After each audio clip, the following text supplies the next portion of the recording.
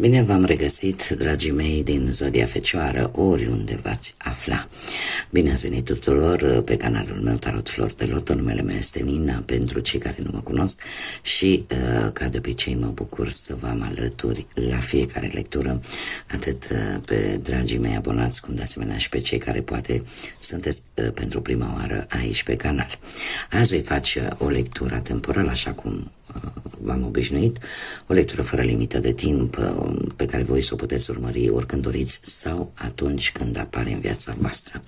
Desigur, dragii mei, nu trebuie să uitați un lucru important: voi aveți liberul arbitru, voi vă construiți viitorul, așa că, fiind o lectură generală, vă rog din suflet să luați decât acele mesaje care rezonează cu voi, iar restul lăsați-le să zboare în univers, pentru că sigur sunt pentru alte energii care, într-o mai mică sau mai mare măsură, au o legătură cu Zodia Fecioară. Așa că toți cei care aveți soarele, luna, Venus, ascendentul sau oricare alt aspect astral important pentru voi din harta voastră natală și care are legătură cu Zodia Fecioară, atunci această lectură este de asemenea și pentru voi. Așa că, dragii mei, haideți să vedem ce vine pentru dragii mei din Fecioară sau care aveți orice altă legătură cu această zodie în următoarea perioadă de când voi urmăriți această lectură. Să vedem ce ne spune acest oracol Panta.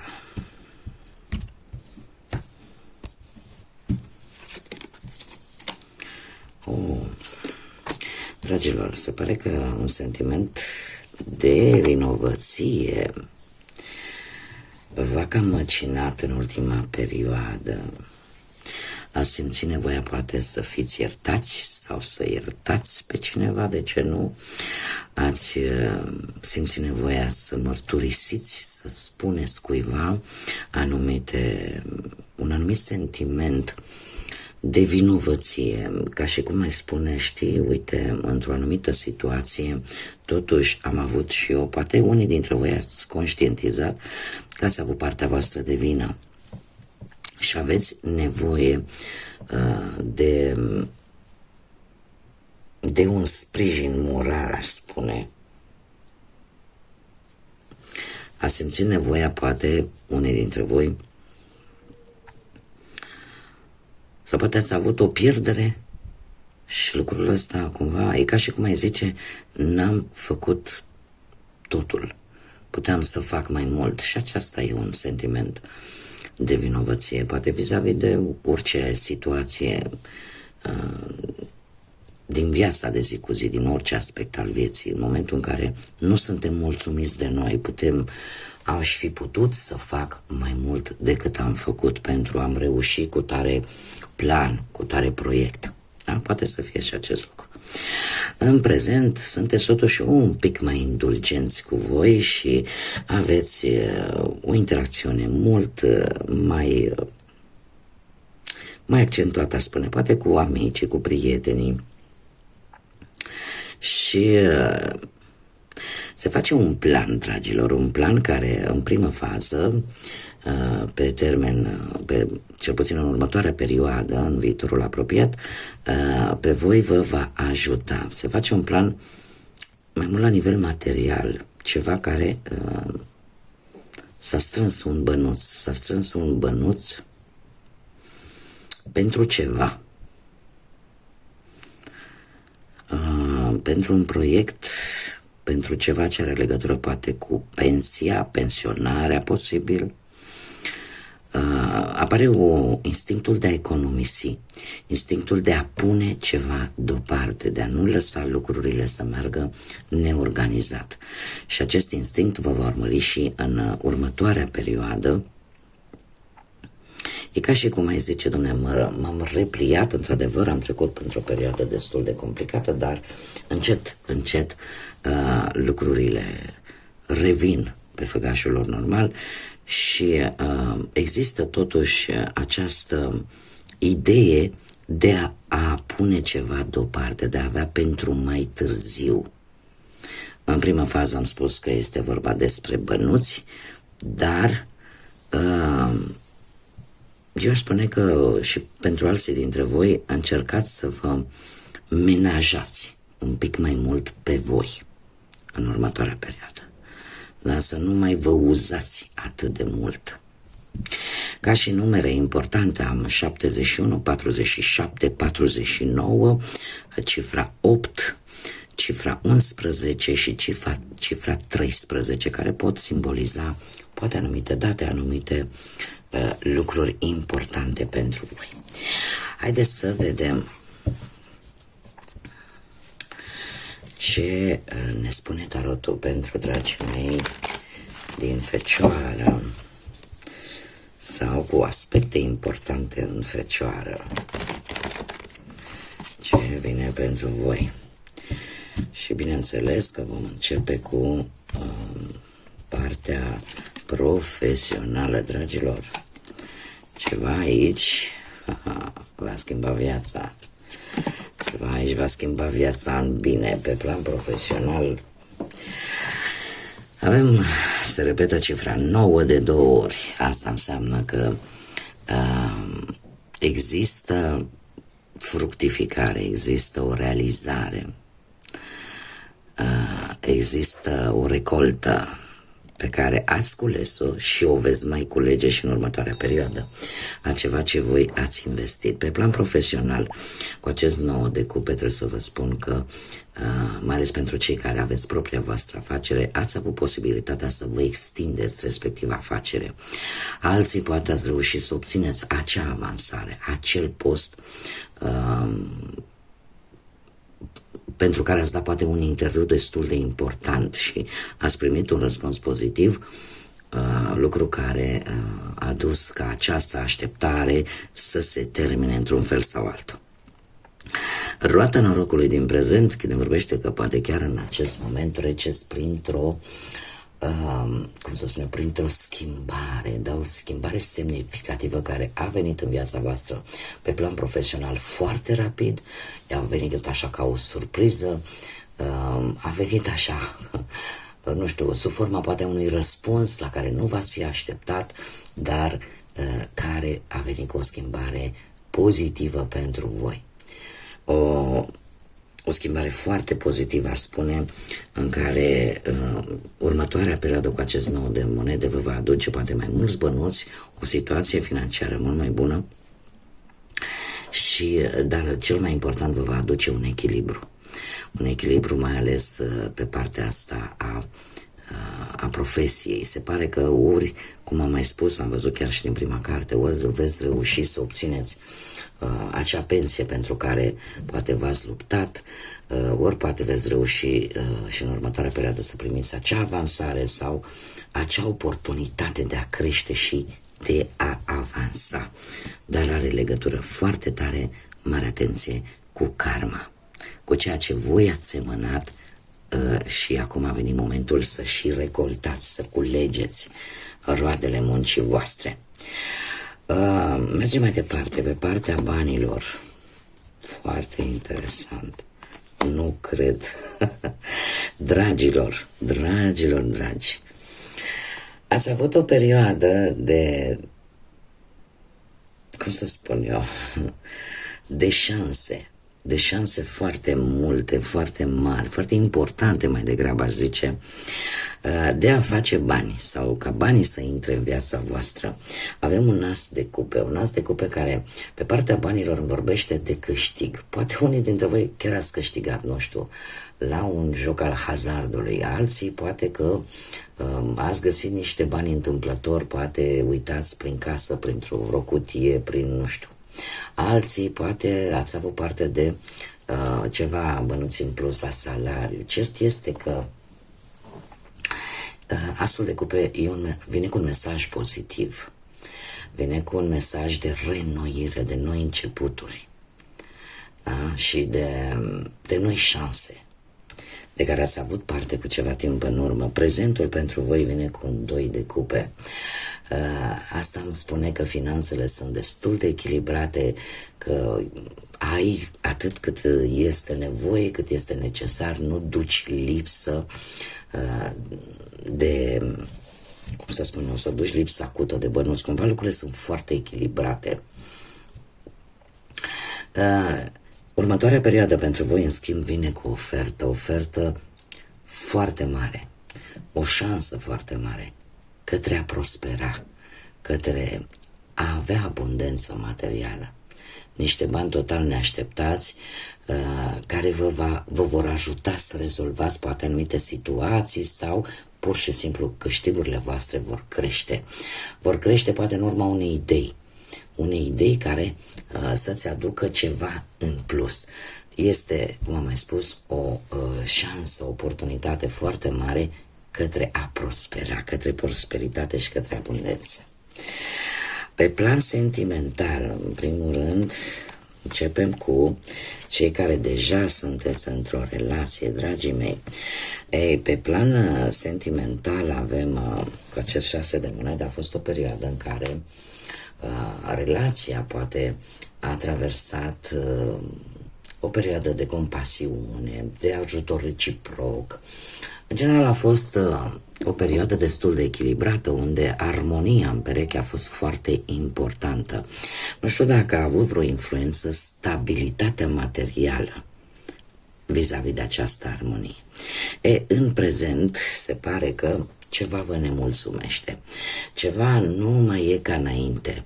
Cu acest 8 de cupe, sunteți voi decepționați, nu știu. Parcă vreți să vă îndepărtați. Parcă, nu știu, aveți acea senzație că nu vreți, orică nu sunteți în siguranță, orică nu primiți voi mai nimic sau prea puțini. Cert este că vreți să abandonați ceva din relația voastră care voi simțiți că nu vă mai folosește. Unii dintre voi chiar sunteți destul de deciși să finalizați poate o relație, doar că următoarea perioadă pentru voi, nu știu dacă perechea voastră are legătură cu zodiile de aer, Gemeni, Balanță, Vărsător, dar am un cavaler de spade, dragilor. Nu știu dacă decizia voastră de a lăsa relația, de a vă îndepărta de ea, va fi acceptată foarte bine de către cealaltă persoană, pentru că acest cavaler de spade este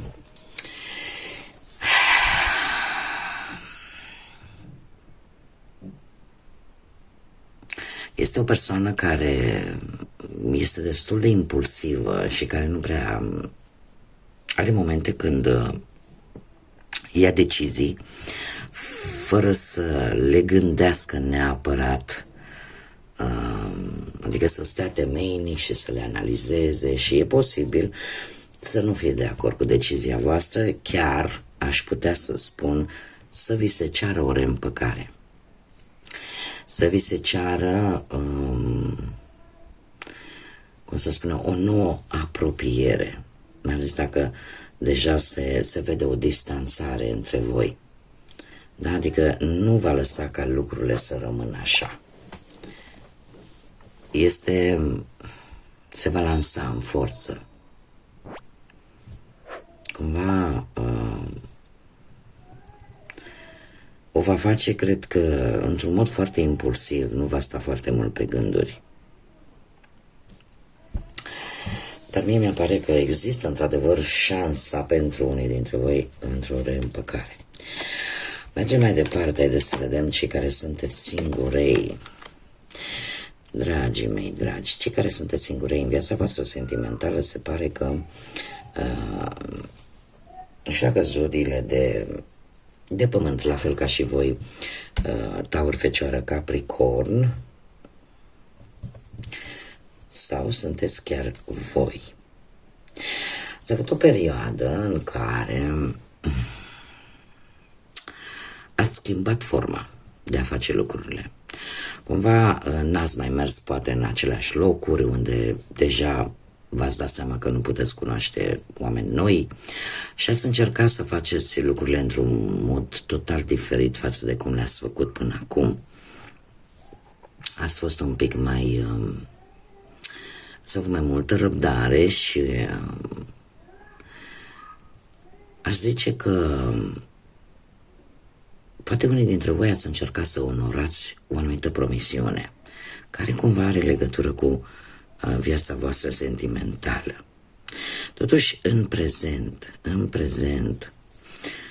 cu acest 5 de cupe, există ceva acolo în interiorul vostru care nu vă dă pace. E posibil să fiți un pic blocați într-o relație din trecut, în ceva ce voi nu puteți lăsa. Poate că unii dintre voi ați pierdut pe cineva drag, perechea voastră, și când spun ați pierdut, poate că nu se mai află în această lume terenală. Alții, așa cum bine vedem, aveți un sentiment de vinovăție care vă roade și care vă împiedică să vedeți lucrurile pozitive pe care le are de oferit viața. Sunteți într-o fază în care nu reușiți cumva să treceți de ceva care vă macină. Trebuie să vă spun că există persoane lângă voi care poate au nevoie de voi. Sau există persoane care vă pot sprijini, care vă pot ajuta să depășești toate aceste stări negative. Important este să vreți să primiți acest sprijin. Plus de asta, ce mai poate să fie faptul că voi încă aveți potențial. Încă există resurse din punct de vedere emoțional. Există resurse. Doar că în acest moment se pare că este foarte complicat să le vedeți, fiind măcinați de unele lucruri pe care poate încă nu sunteți pregătiți să le lăsați în urmă. Următoarea perioadă pentru voi vine cu acest 8 de monede, un 8 de monede în care voi vă veți axa foarte mult, vă veți concentra foarte mult pe muncă, pe a face bani și nu neapărat pe viața sentimentală.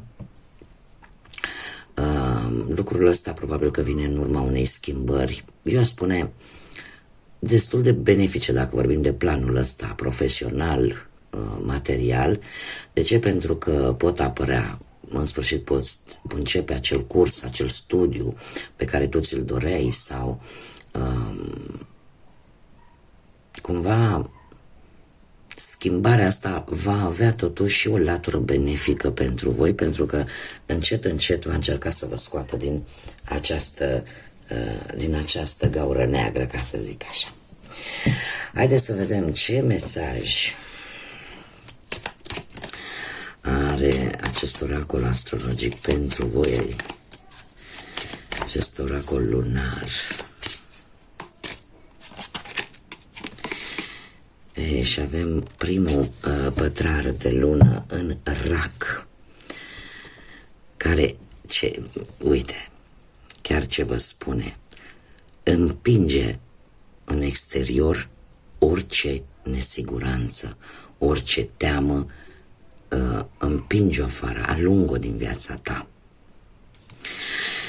Treci dincolo de toată această nesiguranță care te macină. Faptul că avem primul pătrar de lună în Rac, asta îmi spune că cumva simpatizezi, poate încet, încet vei simpatiza mult mai ușor cu ceilalți. Vei căuta acea siguranță și căldură a familiei, a relației.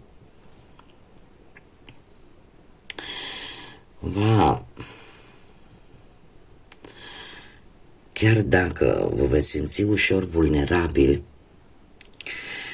totuși puteți trece de toate aceste faze. Deci aveți resurse să treceți dincolo de ele. Și în felul ăsta să ieșiți din acest 5 de cupe, din această stare negativă, pe care de multe ori poate nu o arătați, dar e acolo, vă frământă în interiorul vostru. Haideți să vedem ce ne spun zarurile astrologice pentru dragii mei din Fecioară. Să vedem. Și avem pe Venus, avem zodia Berbec și avem casa 1, ascendentul vostru, dragilor. Dragii mei dragi, faptul că avem casa 1 care reprezintă personalitatea voastră și cum vă arătați voi de fapt în fața celorlalți, cum te percepe lumea, cum te vede lumea, este acea mască pe care o arătăm celorlalți și nu ceea ce suntem noi în interiorul nostru. Faptul că avem și planeta Venus ne vorbește de acea imagine, pentru că voi aici cu zodia Taur, cu zodia Berbec, mă scuzați, voi arătați că sunteți plini de energie, plini de dinamism, că sunteți, cum să spun eu, destul de egocentriști unii dintre voi, că uite, domne, am mai trecut printr-o provocare, da, next, următoarea. Arătați acea imagine plină, cum am mai spus, de multă energie, de mult dinamism, dar asta nu înseamnă că asta sunteți voi. Asta e ce arătați voi lumii. Iar, de fapt, Venus vine cu dorința de a vă simți voi bine, de nevoia aia de iubire, de o mai bună părere despre voi înșivă, despre ceea ce vreți voi să reușiți, despre acele dorințe care pentru voi sunt importante și care se vor activa în următoarea perioadă. De ce? Pentru că veți, cum să spunem, împrumuta, ca să zic așa, totuși din această energie a berbecului. Și chiar dacă este la nivel de ascendent, poate unii dintre voi chiar aveți ascendentul în berbec, o veți face pentru că sunt lucruri pe care voi vi le doriți din tot sufletul și vreți să reușiți și vreți să se activeze, vreți să se manifeste anumite dorințe, în primul și în primul rând pentru ca voi să vă simțiți bine. Plus de asta apare acea nevoie de iubire, acea nevoie de a fi iubiți și de a da iubire. Așa că următoarea perioadă, așa cum am mai spus, chiar dacă voi lume voi arătați într-un fel, totuși în interiorul vostru există acea acută nevoie de a reuși, de a fi iubit, de a dărui iubire și de a se activa acele deziderate pe care voi, dorințe pe care voi le aveți.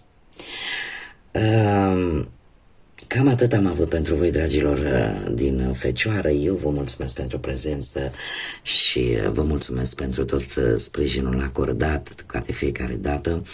Până data viitoare, când ne vom reîntâlni la o nouă lectură, eu vă doresc tot binele din lume, să aveți parte de tot ce vă doriți, de multă energie pozitivă, pentru că este importantă, mai ales la vremurile care le trăim și, desigur, să fiți iubiți, dragilor.